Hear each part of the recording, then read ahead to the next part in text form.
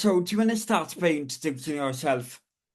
Yes. So my name is Jane Edwards. I am a comedian, a writer, an actor, and I am also from Wales, from Rhyl, and I currently live in Manchester. And yeah, and I'm autistic. Do you want to your autism, how you got diagnosed, how you learned you were autistic? Yeah, I was diagnosed. I can't quite remember what year it was, but it was like early 30s ish type time.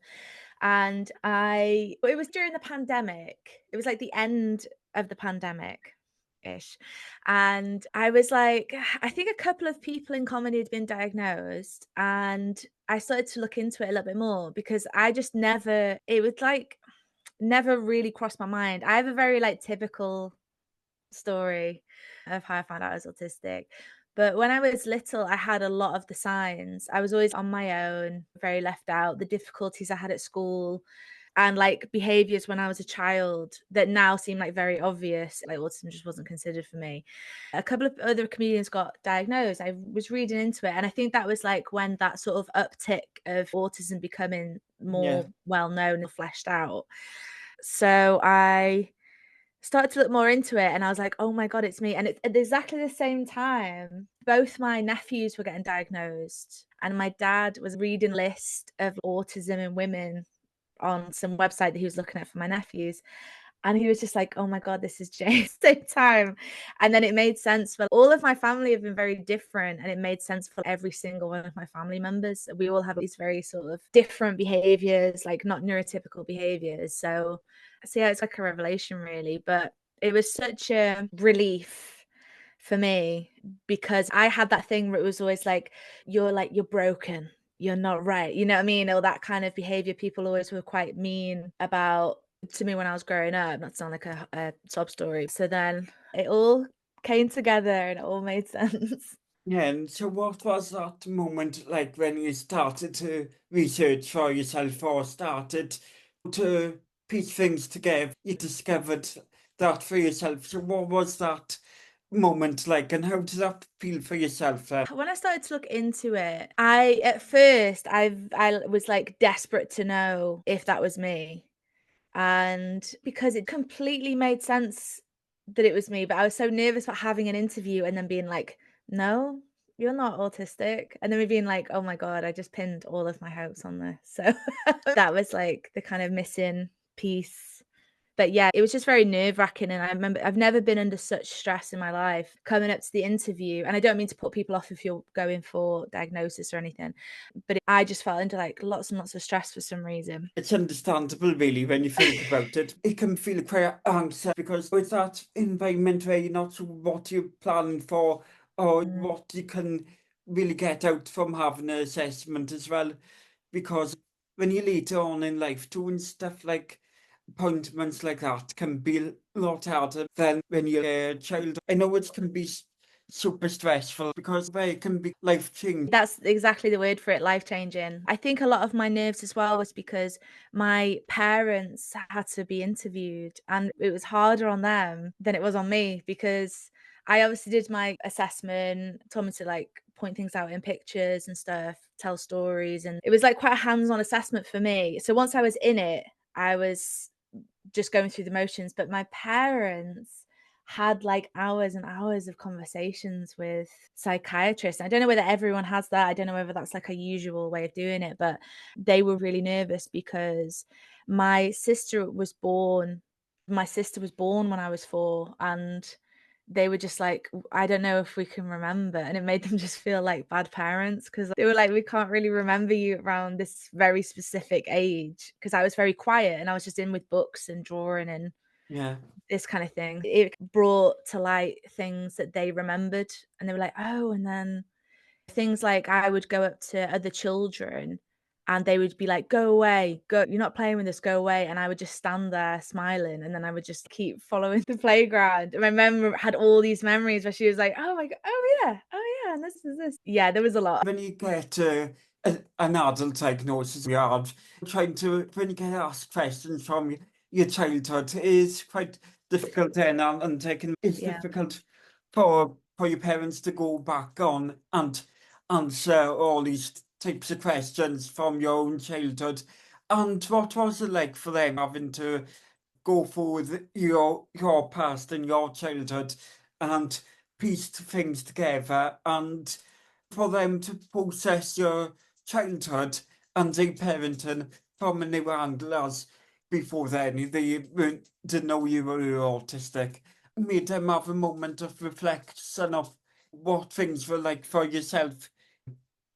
Yeah, exactly that. Having like lots of reflection, and I think because I didn't make any sense really as a child, and they didn't mind that. It wasn't like I was getting like pushed to be more like this, be more, be more girly, be more this, or anything like that. They've always just let me be exactly who I am. But because I didn't have the right support, I guess, and I think they felt maybe a little bit of guilt.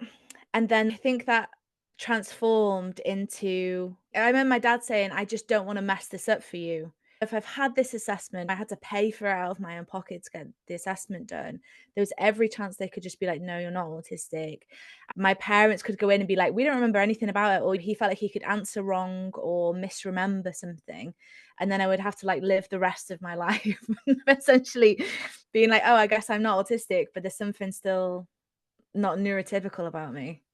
Yeah, I think that's one of the unspoken things about an autism assessment or any other divergent assessment is for oddity stresses of not getting it right in that moment, getting assessed.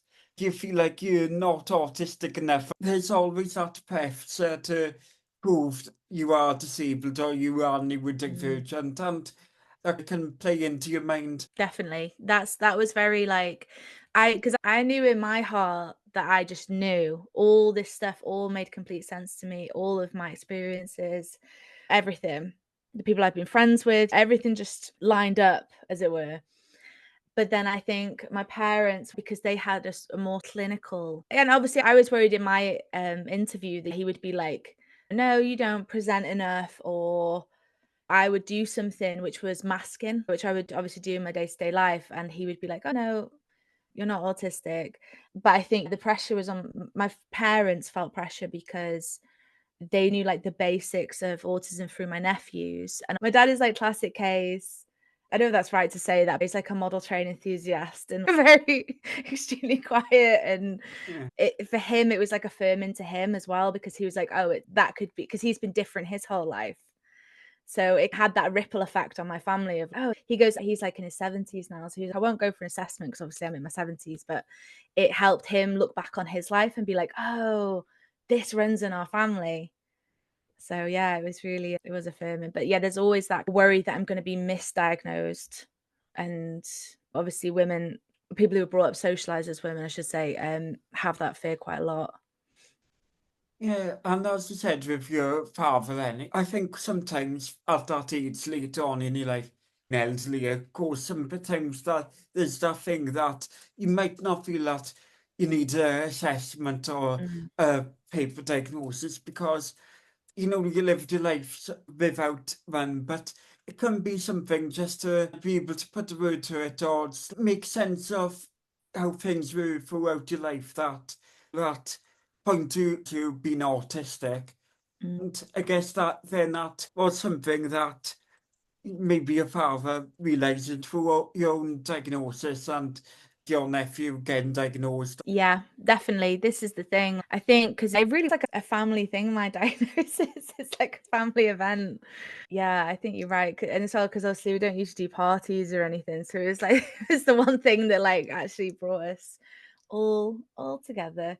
I think it was just having that affirmation that, because my dad's just lived like quite a solitary life as well. Obviously, he's had us, but he had one friend once that we all remember for a bit. And again, that was through model trains. And my dad is such a quiet man. Like I can't really hear him on the phone and this kind of thing. And he's just always been very, but it's also like a polymath. He can draw extremely well. Obviously, makes all these model trains, is like extremely clever, reads books super fast and all this. But obviously, I come from like a working class background, and he's been a taxi driver for most of my life. I think there's just that he never quite I don't know whether he feels this way, but when I was growing up, I was like, it's so strange that this is me being classist basically, but he's a taxi driver, but he's also has all these amazing talents Yeah. that he's always pursuing, but he's never worked as an artist. He's like really good at maths, or he's never been like a professional model builder. And I think like a lot of the time, I found this in my life where when you're autistic, you can have a talent for something, but you don't know how to apply it in the real world, or where to even start doing it professionally or anything like that. So you just do it in your spare time. Yeah, So, it can depend on like your school experience or like how mm, going for academic environment, because as you said yourself, from when you grew up in school socially that was quite isolating, and some I think for however good an autistic person might be at school subjects, there's a lot of social factors that can influence somebody how they might mm.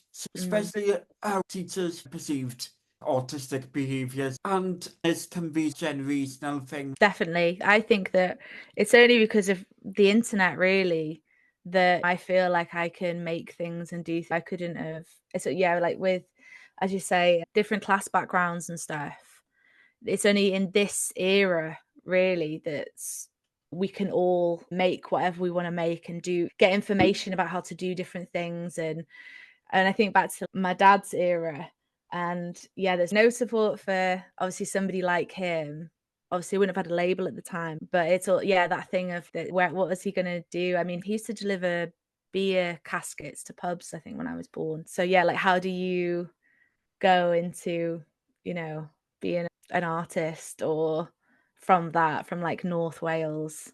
Yeah, and so going on to a different point, but linked. Mm. So how did you end up in a career in comedy, and what made you interested in it? So when I was little, I had a hyperfixation on British comedy, and it was like super intense. I was like obsessed. Like my parents can't watch any more Blackadder. I was like, it was constant, and I would get the scripts, and I would get we used to call them EPs at the time, but I guess now it was just like a disc. I don't know why they're called EPs, but it was like a radio show on a CD, and I would, yeah, have that as, yeah, Blackadder, League of Gentlemen, just all this super British comedy. And I would sit and make notes as I would watch it of like why something was funny or why something worked or what I liked about it. And I was very studious, and also going onto the BBC Writers Room website, and I would just copy everything down into a book.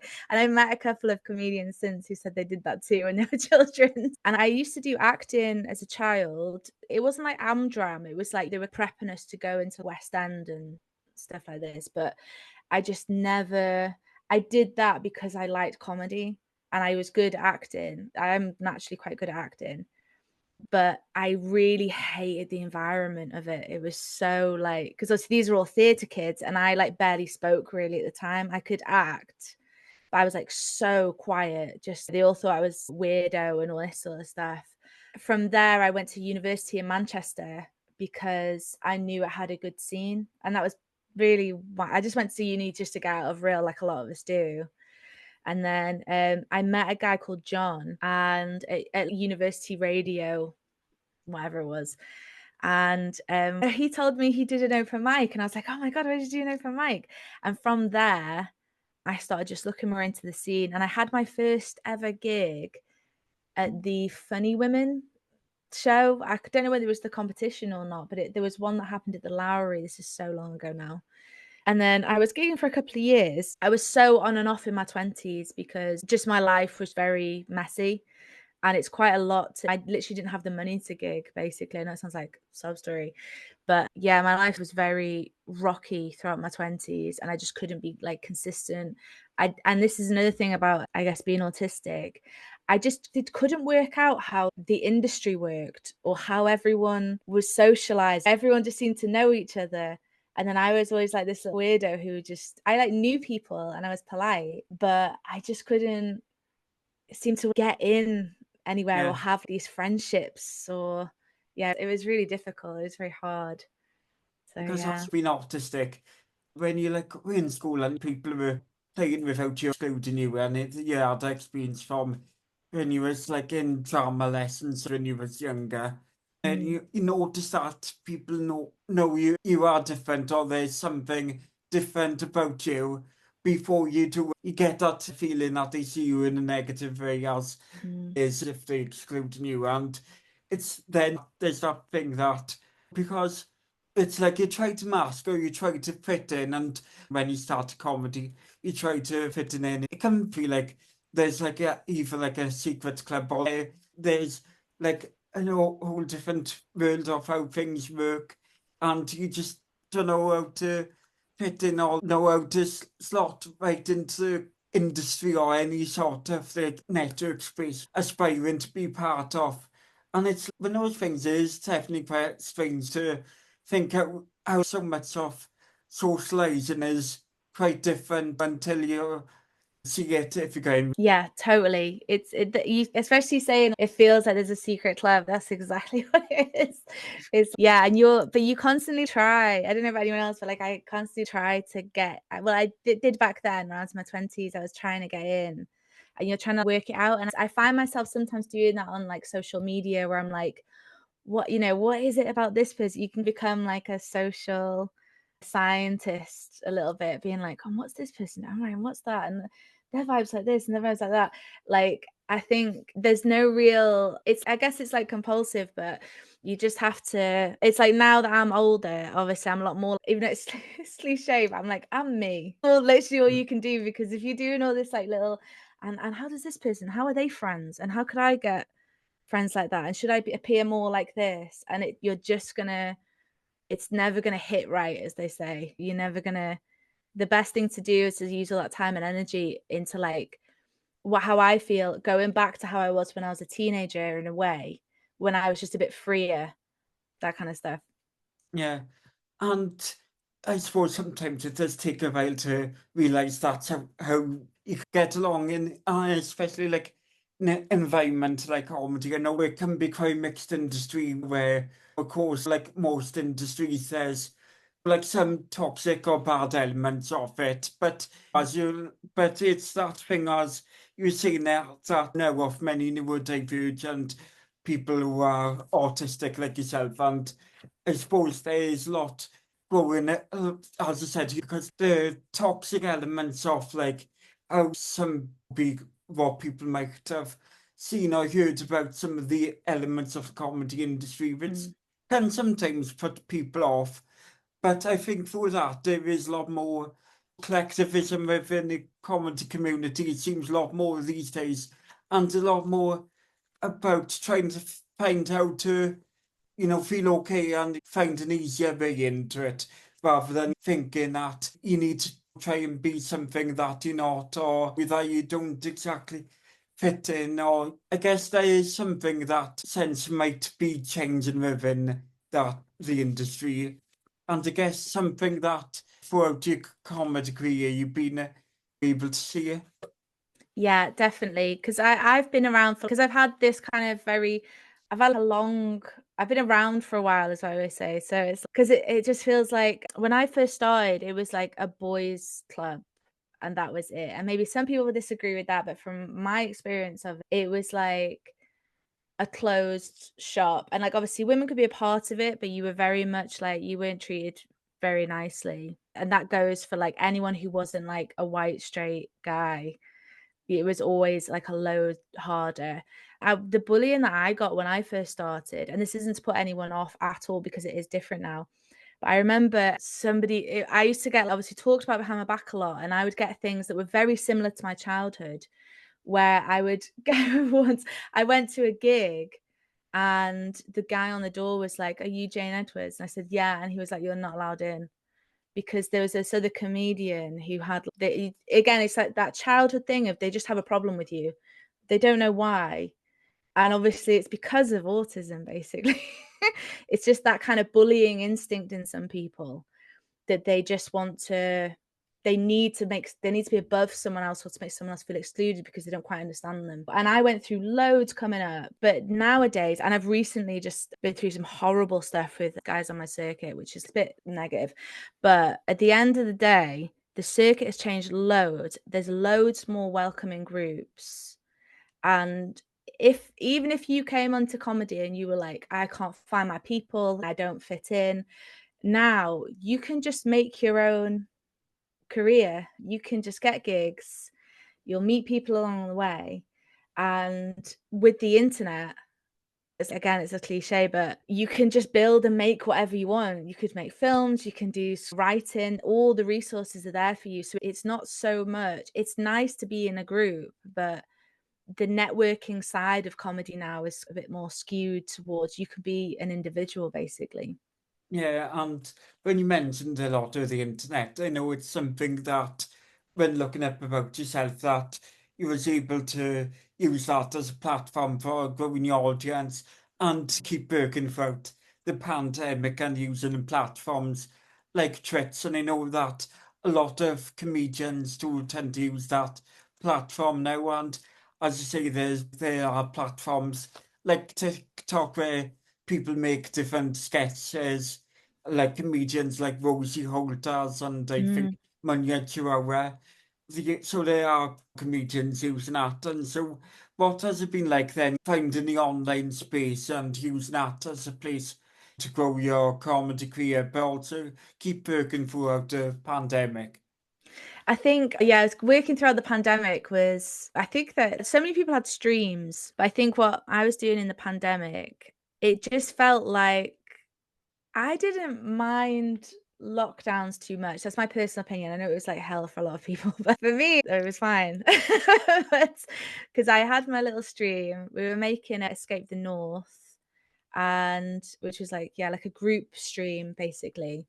And yeah, that was really like that completely, it just opened my eyes to like what the internet could be for people who are comedians, because I think before then it was easy to mentalize yourself of I'm a live performer, so this stuff is a bit online stuff isn't really performing or isn't really this, because as well I grew up in that kind of like with a load of like old fellas who were like this will never catch on, all this online stuff, and I took on that thought process.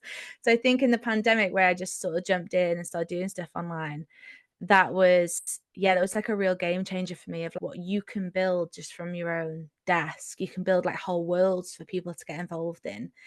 And so yeah, that was really like a turning point. And also because I saw that I did like an interview in the Guardian about my stream at the time, so I was like, oh, people are interested in this is something that people are interested in. And while I don't stream as much anymore, I do one now and again. Yeah, I think like now I do a bit of everything. So I still do live stuff, but having the internet, if you can do one video that is sometimes gets you enough exposure, like the equal amount of exposure that like 20 gigs would get you. It's the Yeah. same.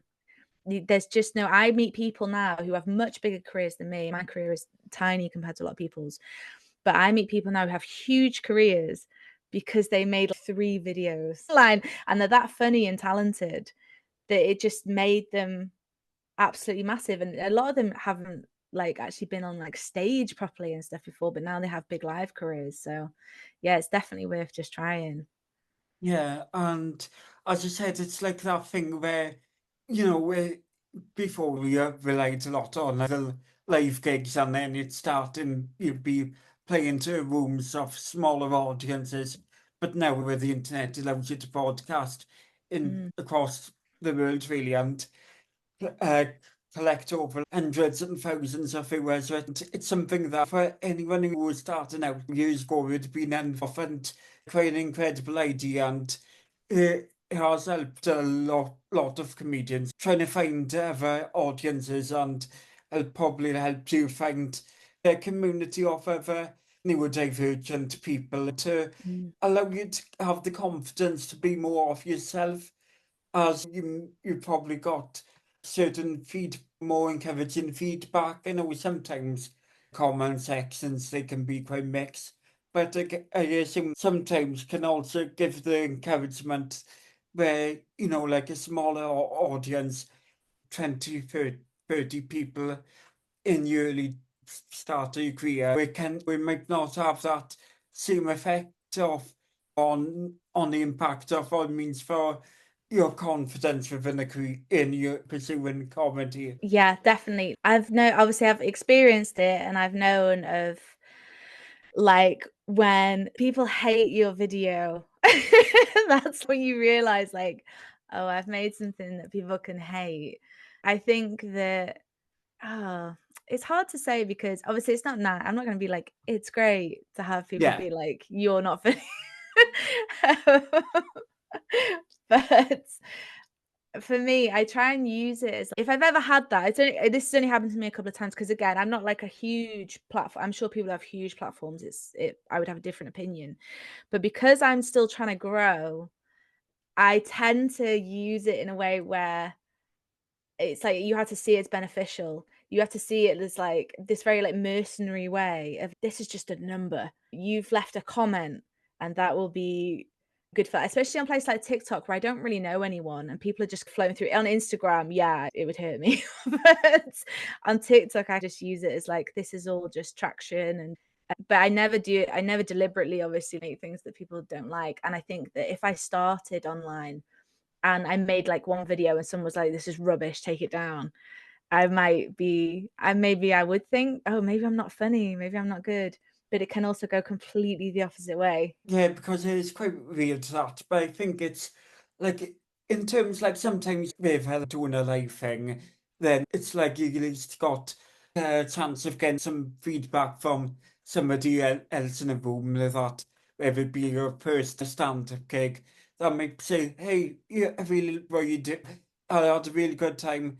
Can you hear people laughing if and all that? You can get that live feedback, and then from social media, it's, if you're doing it in your own home or flat or wherever, then sometimes on the receiving end, it can be quite, in a way, another version of isolation because you're not really getting any feedback or like live reception from that. And Mm. sometimes if you're not getting many viewers, it's like you will tend to stop doing it. And it has really changed comedy and whether like for bit mix of good and bad as well.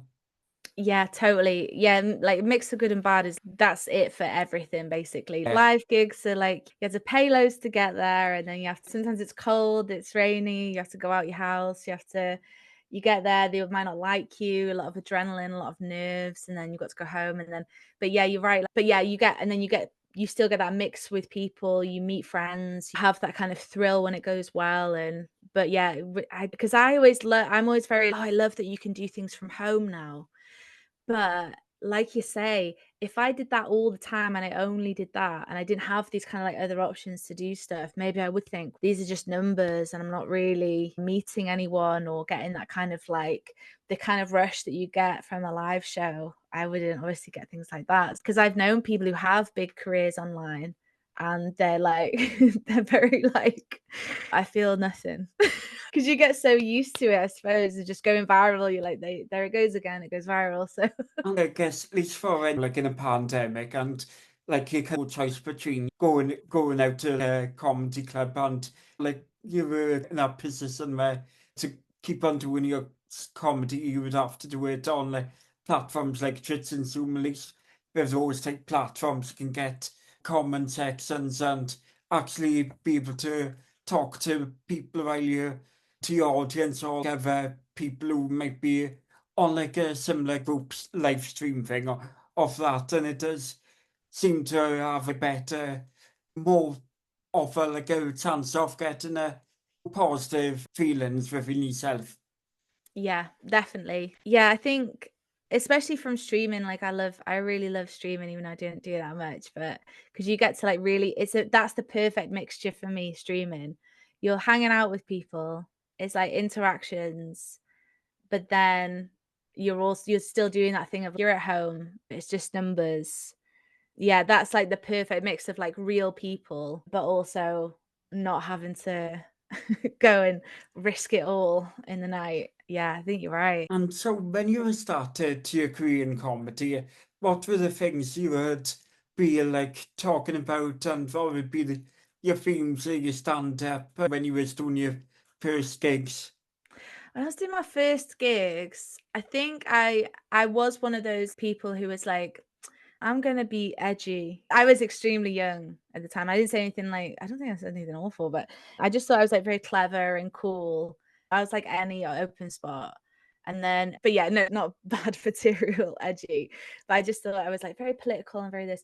And then I did a character for years. And this is, I think, I loved doing this character, but it just it didn't make sense to people until Brexit happened. So I was doing this character for years, and I think it was like 2016 where people clocked into it. And by that point, I was a bit sick of doing it. It's called Top Bodybuilder Brian. And it was like a guy who lived in a caravan in real. And I've drawn like tattoos on myself, and I'd be in little shorts and I'd put a bald cap on and have wear like an England cap and stuff like this. He was very much like the kind of guy that I used to grow up with, because my mum as well, she worked at a builder's merchant like through my whole life. So it's like the guys that she was always reading, she'd come in like tell me about these like guys. And yeah, I did that for years. And I think it's because I was mainly performing to middle class audiences.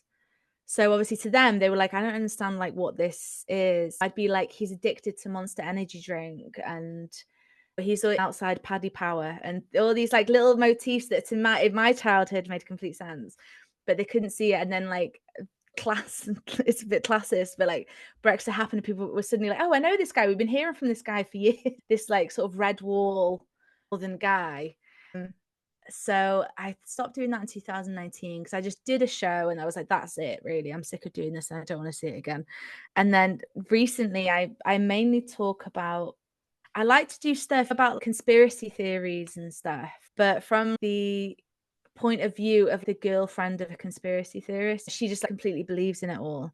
He said chemtrails are good for you. All this kind of stuff that I do now. And I like just a lot of very strange imagery, some gross imagery. But yeah, I really have fun on stage lately. I think since I've just gone into writing material that makes me laugh and that actually does make sense to other people. Yeah.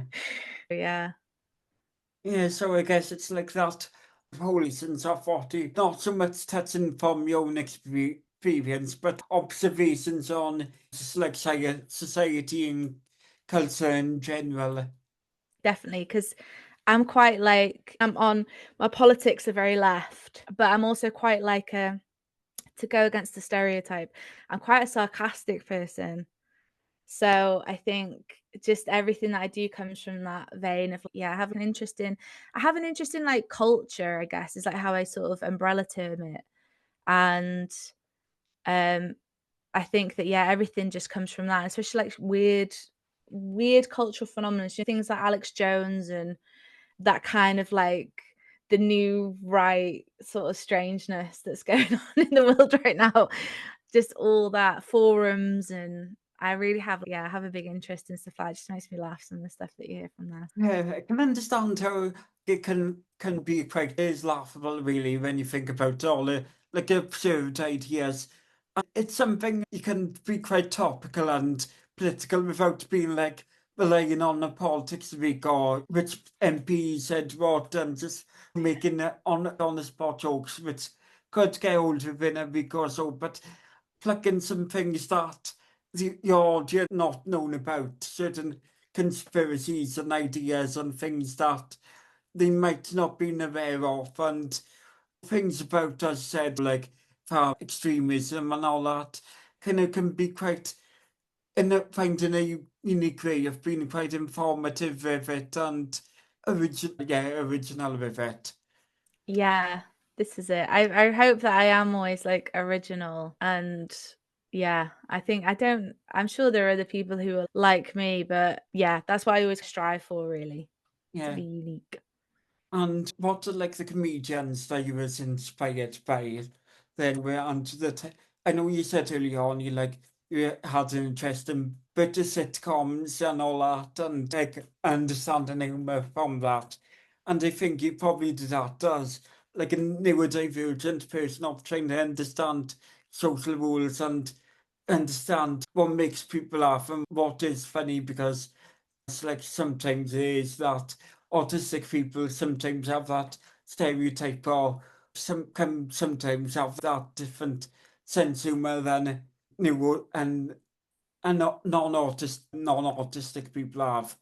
And so I guess, but like that helped you understand a lot of things. But in terms of venues, the comedy stuff you do now, what has been your main comedic influences?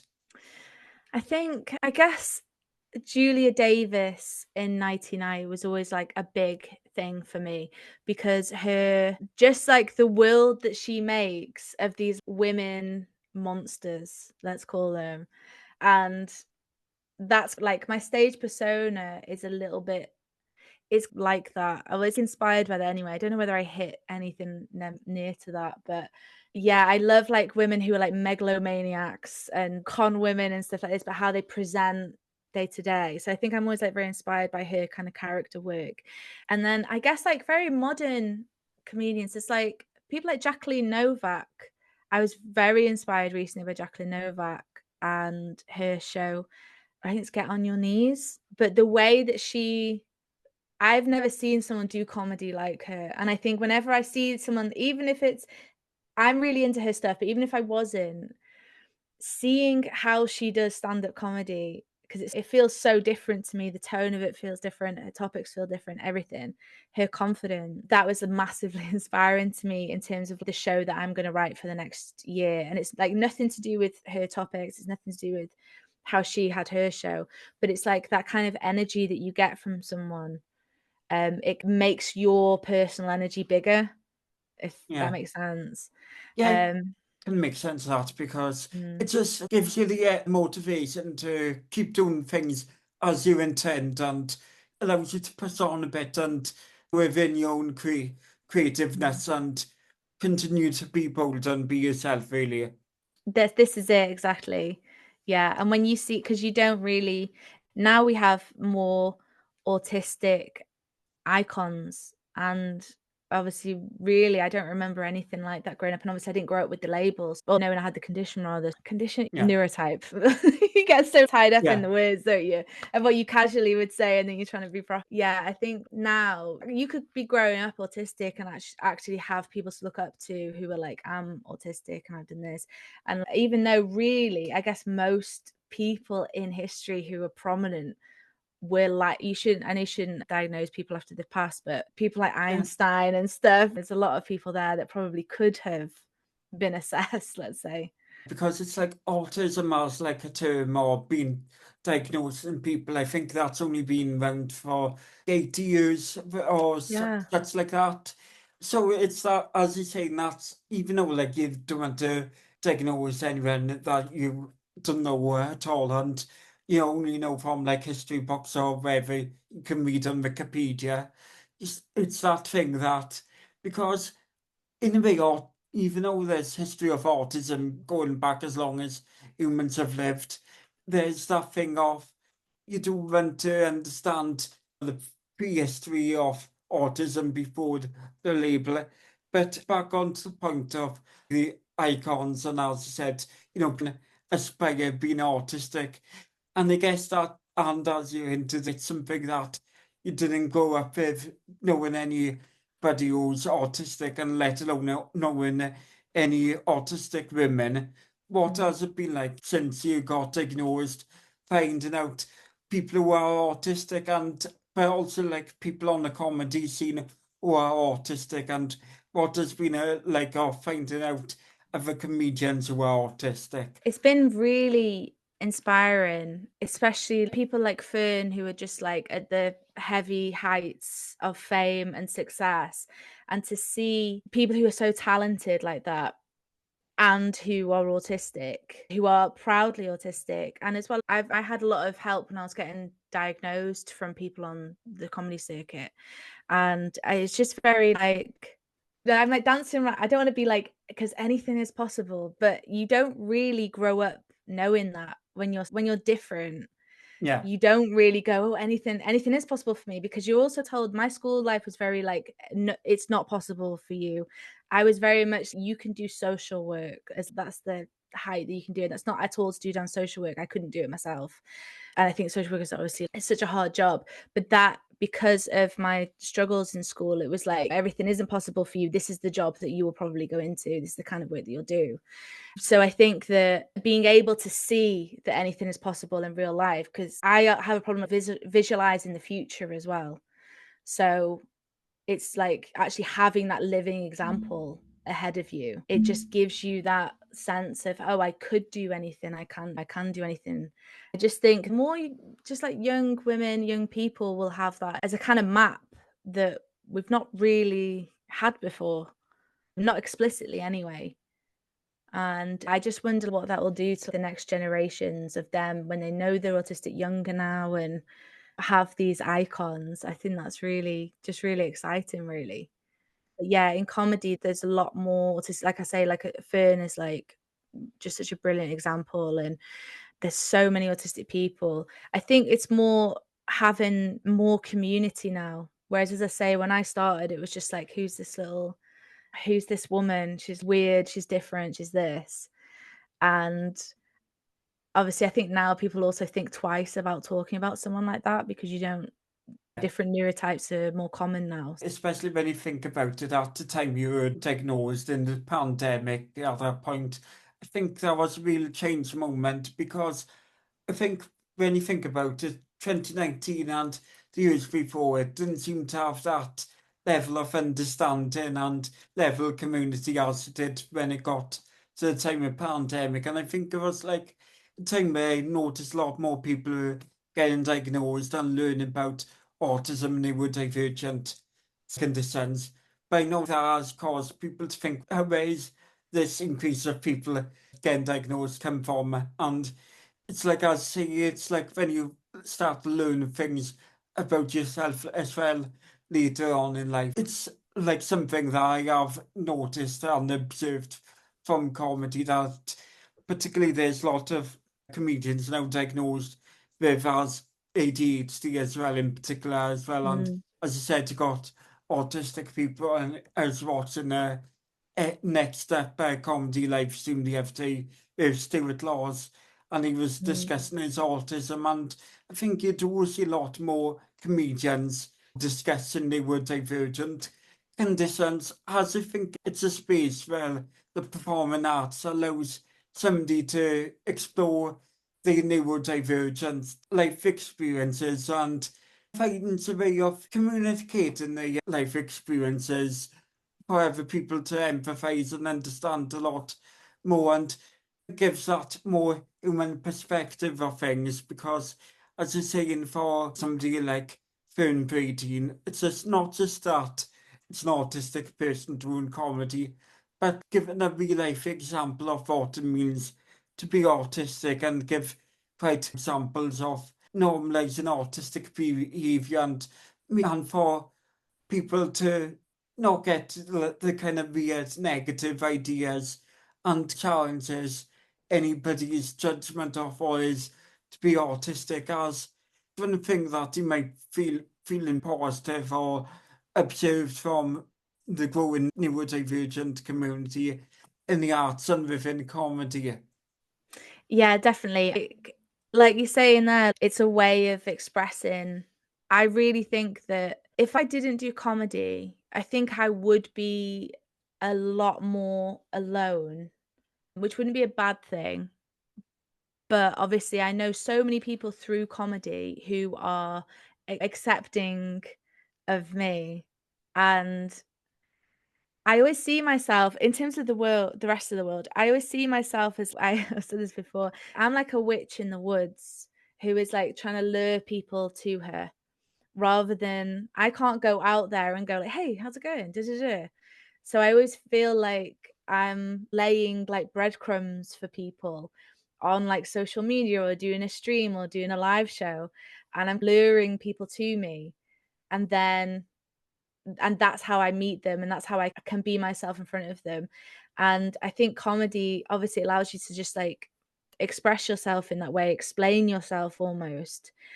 And it also, there's nothing more different than the person who stood in front of a room of people who is like risking potential like humiliation in a way that a lot of people wouldn't. Yeah. I do think there's like a type of person that does this, and there's an obsessiveness to it.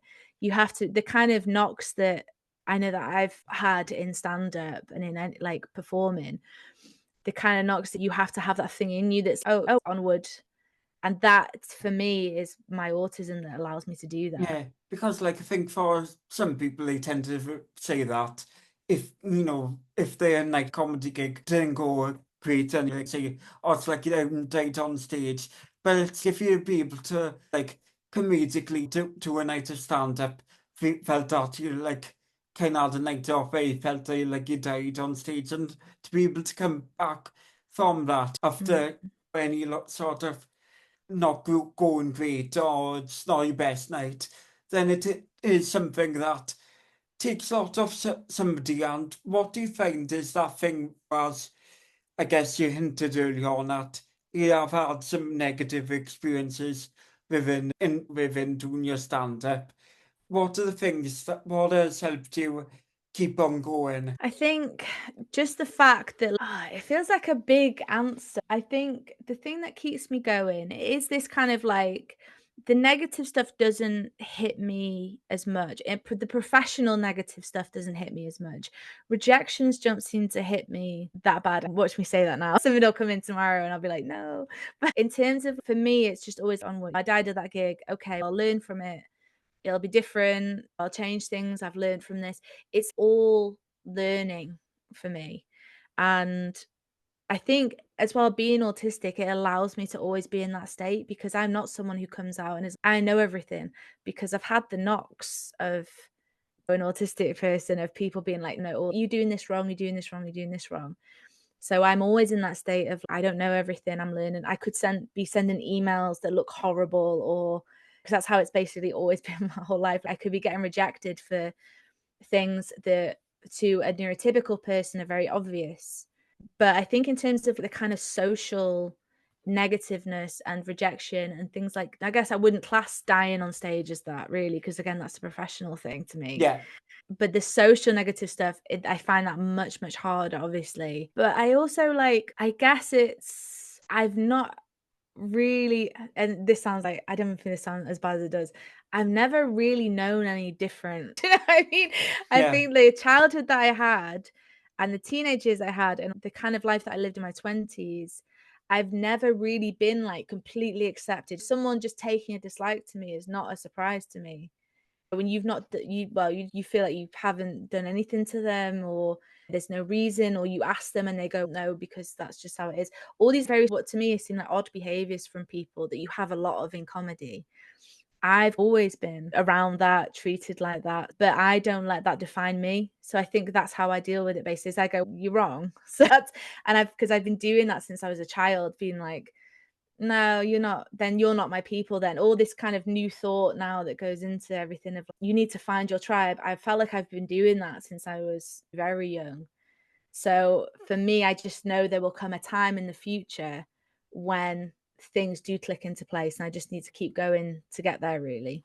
And since it's something that you have been fixated on from since child and you got this ambition in it, it's like built up a resilience within it. It's like from when I see off like many comedians as well as a lot of comedians who don't tend to do the lot of the television work and do a lot more of the traditional stand-up touring and all that.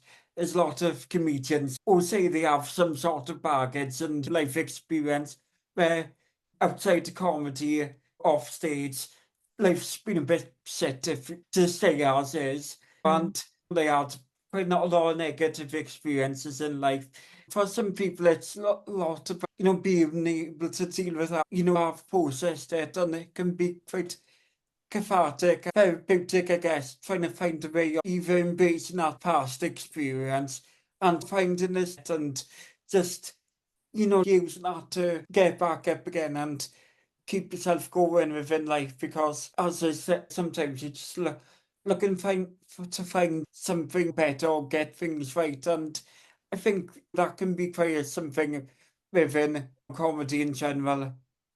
Yeah, totally. Because, like, for me, it's all material, and I am that kind of comedian where there's really I do use my life for material, and because I always like having that drive as well of wanting to be, knowing that my life experiences aren't that unique, knowing that other autistic women have lived a very similar life to me and continue to do, and wanting to be not an example at all, but wanting to make something that they would like. I think that's what drives me, wanting to have that film or sitcom or stand-up show that autistic women are watching and going, "This is exactly my experiences."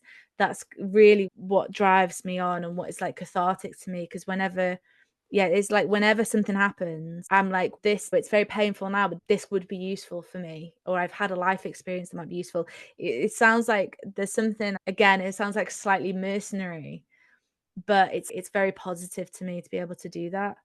It's quite positive thing to do that because I think from what you like understand from it, sometimes the negativity that does get thrown a lot of comedians, especially if they from a more minority background, be it disabled and minority genders and Mm, such. There's that thing that a lot of the feedback sometimes the negative ones isn't about what you're saying on stage or if on the quality of it, but from like some people's politics or some people's quite negative world views or like from personal bigotry or conservative ideas. mm, And when it's actually like that thing, what we see now is a lot more diversity within the industry and things changing for actually changing for the better course, a lot more way to go as of course. And so it's mm, that thing of what works with having been able to talk about your experience in a way that hasn't come before. It's that thing again, like you, next generations growing up with people who are talking about things in a formally real life perspective and a bit more unfiltered look on being autistic and also if it's other cultures and characteristics or whatever. It's a bit more mm, unfiltered look at from on a move away from the comedy, as you say, from when you like started and the comedy that, you know, as a teenager you might have had the stand-ups on TV would be more the right cis men. You're able mm. to move to something quite different. Yeah, definitely. That's exactly it. That's like a great summary. Basically, that's great. Yeah, you're exactly Great. right. Like to also talk briefly about some of your other projects. As you were saying before, you like an actor, and so what is the acting work that you've been able to do? Acting is very minor for me at the moment. So I've done like a couple of sketches. Was it last year? Oh my God, the years are just going so quick. But I was in Tom Little's web series, which is like the first longer thing. I was like co-starred in that. That's the first longish sort of series, like a mini series, I think call it, which is on YouTube. And that won an award recently. I'm very bad at keeping up at this stuff. I'm very bad at keeping up at like what's going on after I make something, because I'm very much like, I'm in something, I'll retweet it and I'll be hyped about it, but then I'm like, it's done. Yeah, Walk off. So yeah, and then acting. I've made a couple of films, like very short things on YouTube, where it's like I wrote it and got friends to film me doing it. And this is another thing about the internet. So I don't have like a proper like professional acting background. I just naturally feel like an affinity to it and I'm good at it. I made a film which was like about real, it was about my hometown. And that ended up getting shown at a BBC event thing. And that was great. They didn't know I was autistic at the time. I don't know if they knew that I in particularly was Welsh. Maybe I say that in the film. But and that turned out to be really positive for me. I got like a very big opportunity out of that. And again, that was like no budget, taking my friends. We drove to Real, got his camera, just ran around Real filming something, and then it turned out to be really beneficial. But yeah, I really want to get more acting stuff this year. I'm trying to get like an acting agent and all this kind of stuff. But acting is like the smallest thing that I do, basically. because it's something bit more like you would look towards and a bit more in the long term future.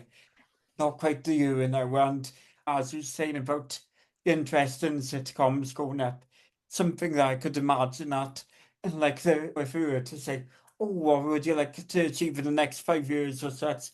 I could imagine that one day in the future you would like to do comedy acting or do some work on sitcoms and do some sort of writing that.